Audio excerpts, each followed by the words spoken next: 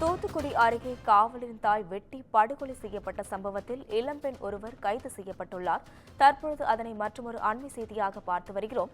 இதுகுறித்த கூடுதல் விவரங்களை செய்தியாளர் அஜித் வழங்க கேட்கலாம். வணக்கம் அஜித், உங்க விவரங்களை பதிவு செய்யலாம்.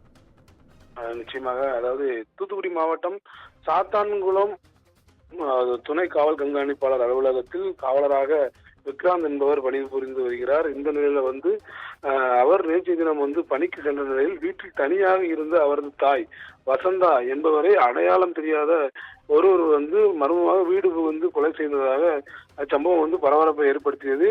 இந்த சம்பவம் குறித்து நேற்று தூத்துக்குடி மாவட்ட கண்காணிப்பாளர் மற்றும் துணை காவல் கண்காணிப்பாளர்கள் தலைமையில விசாரணை மேற்கொள்ளப்பட்டு வந்தது.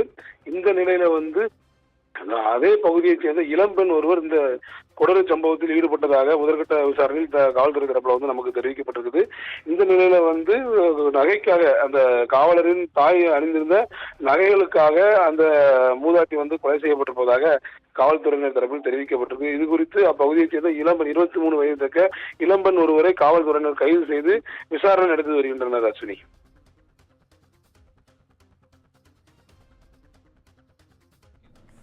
விவரங்களுக்கு நன்றி அஜித்.